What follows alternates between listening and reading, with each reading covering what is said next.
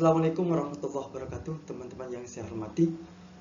Pada pertemuan kali ini kita akan membahas tentang dinasti Abbasiyah, termasuk dinasti kedua dalam pemerintahan Islam. Setelah dinasti Umayyah berakhir, maka dinasti Abbasiyah inilah yang memerintah Islam pada abad-abad permulaan Islam itu sendiri. Di pelajaran kali ini teman-teman akan mengerti dan memahami siapa Abbasiyah itu, baik dari biografi, masa pemerintahan, perkembangan dakwah, prestasi yang dicapai, dan nanti kesimpulan dari keterangan pada hari ini itu apa. Lanjut teman-teman, biografi dinasti Abbasiyah. Pemerintahan dinasti Abbasiyah ditasbihkan kepada Al-Abbas, paman Nabi, sedangkan khalifah pertama yang mengeluarkan ketetapan ini adalah Abdullah As-Swafa bin Muhammad bin Ali bin Abdullah bin Abdul Muttalib. Dinasti Abbasiyah didirikan pada tahun 132 Hijriah atau 750 Masehi oleh Abdul Abbas As-Swafa dan sebagai khalifah pertama. Dinasti Abbasiyah berkuasa dalam kurun waktu yang cukup panjang, yakni sekitar 5 abad. Jadi agak panjang, sekitar 500 tahun Abbasiyah menguasai pemerintahan Islam pada saat itu, teman-teman. Dalam kurun waktu 5 abad ini, pemerintahan Abbasiyah dibagi menjadi 5 fase gitu ya. Fase pertama ya tadi masa pemerintahan keluarga Bani Al-Abbasiyah menjadi 5 periode atau 5 fase. Periode pertama yakni 132 atau 750 Masehi sampai 232 Hijriah. Periode ini disebut dengan periode pengaruh Persia pertama. Pada periode ini pemerintahan Abbas mencapai puncaknya secara politis, khilafah, dan tokoh yang berkuasa merupakan pusat kekuasaan politik dan juga agama. Di sisi lain, kesejahteraan rakyat pada saat itu sangat unggul sekali. Jadi pada periode pertama ini, banyak melahirkan berbagai ulama. Mereka mempunyai juga otoritas untuk menafsirkan berbagai keilmuan Islam yang ada pada saat itu. Kemudian pada periode kedua 232 Hijriah atau 847 Masehi sampai 334 Hijriah atau 945 Masehi. Periode ini disebut periode pertama pengaruh Turki. Untuk mengendalikan kekhalifannya, Al-Ma'mun bergantung pada dukungan besi seorang Khurasan yang diberi imbalan atas jabatan gubernur tentunya. Dan jenderal seluruh pasukan Abbasiyah dengan janji akan diwariskan pada keturunannya Al-Ma'mun dan Al-Mu'tasim, mendirikan 2 angkatan bersenjata yang sangat terkenal pada saat, yaitu Sakima yang dipimpin oleh para pemimpin setempat dan juga pasukan Gilman, budak belan dari Turki. Jadi kalau pertama tadi pengaruh besarnya dari Persia, sedangkan untuk periode kedua ini adalah pengaruh besarnya dari orang-orang Turki itu sendiri, karena luasnya wilayah Abbasiyah itu sendiri. Kemudian periode ketiga yakni 334 Hijriah atau 945 Masehi sampai 447 Hijriah atau 1550 Masehi. Periode ini merupakan masa pemerintahan dinasti Bumayyah. Pada masa pemerintahan Khilafah Abbasiyah, periode ini disebut juga periode kedua pengaruh Persia, ya. Pengaruh Persia tentunya. Di periode ini, di periode ketiga ini, Persia mempengaruhi kembali terhadap seluruh pemerintahan yang ada di kekhalifahan Abbasiyah itu sendiri. Periode keempat yakni 447 Hijriah atau 1555 Masehi sampai 590 Hijriah atau 1994 Masehi. Periode ini merupakan berdirinya dinasti Saljuk pada masa pemerintahan Khilafah Abbasiyah atau disebut dengan periode Turki yang kedua. Jadi karena memang pengaruh Turki seperti apa yang disampaikan di periode kedua tadi, maka di periode selanjutnya ada tarik ulur pengaruh di kekhalifahan Abbasiyah itu sendiri. Sedangkan periode kelima merupakan periode yang bebas dari pengaruh dinasti lain, namun kekuasaannya hanya efektif di sekitar Baghdad. Ya, pastinya dalam sebuah pemerintahan itu pastinya ada berbagai kemajuan dan juga kemunduran.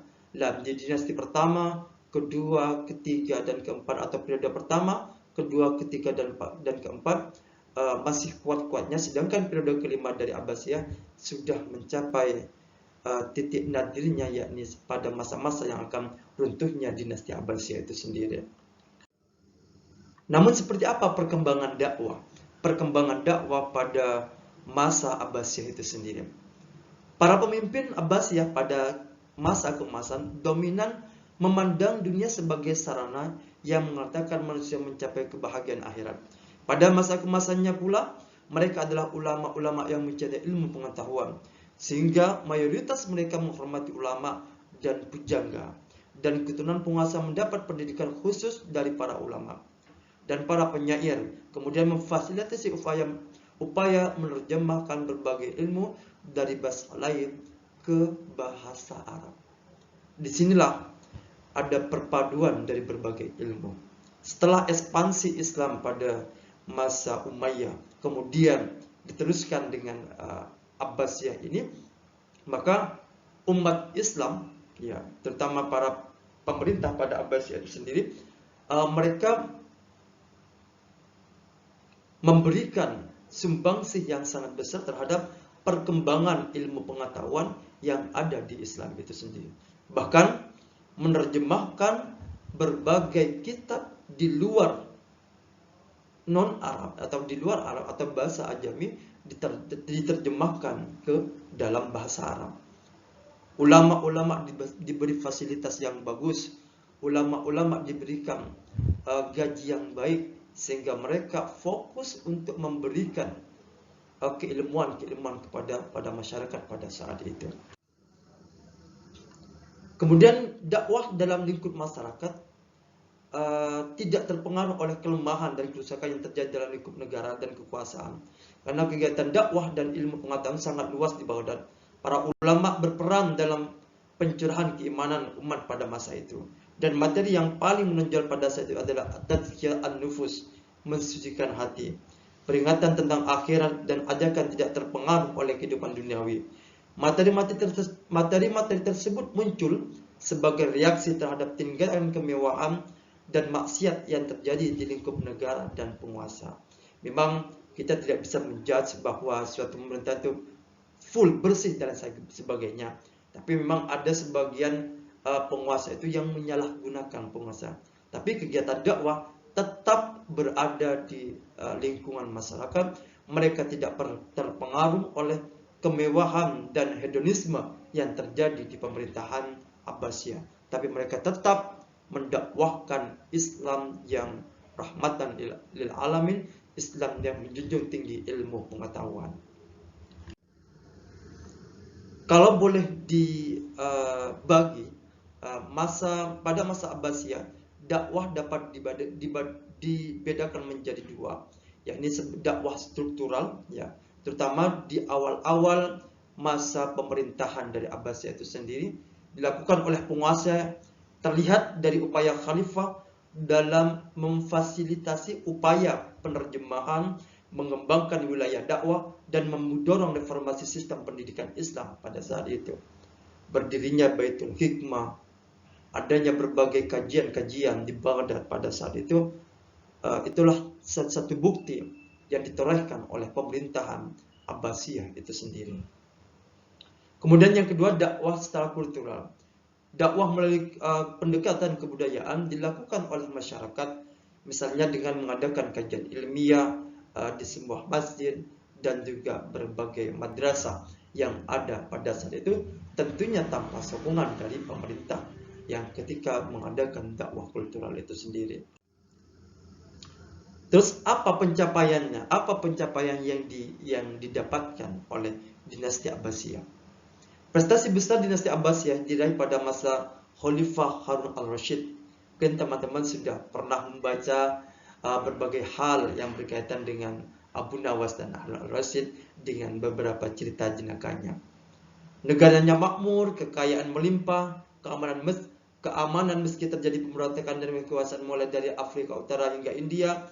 Terdapat perpustakaan yang disebut dengan Baitul Hikmah, di mana orang-orang dapat membaca, menulis dan berdiskusi pada masanya. Ilmu-ilmu agama berkembang pesat seperti Al-Quran, Qiraah, hadis, fikih, dan juga ilmu pengetahuan bahasa dan juga sastra. Jadi bisa disimpulkan teman-teman, pada masa Abbasiyah ini perkembangan Islam sangat pesat sekali. Bersentuhannya Islam dengan berbagai negara yang ada pada saat itu, berbagai wilayah yang ada pada saat itu, menyebabkan Islam menjadi agama yang menjadi superpower atau agama atau menjadi kekuatan yang sangat diperhitungkan pada saat itu, dikarenakan Islam sangat mengembangkan dan menjunjung tinggi ilmu pengetahuan.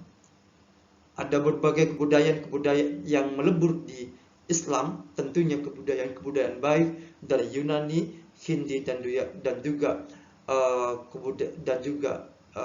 kebudayaan Arab itu sendiri, serta perkembangan ilmu pengetahuan yang menyebabkan dinasti ini menjadi salah satu dinasti tersukses yang pernah dimiliki oleh umat Islam.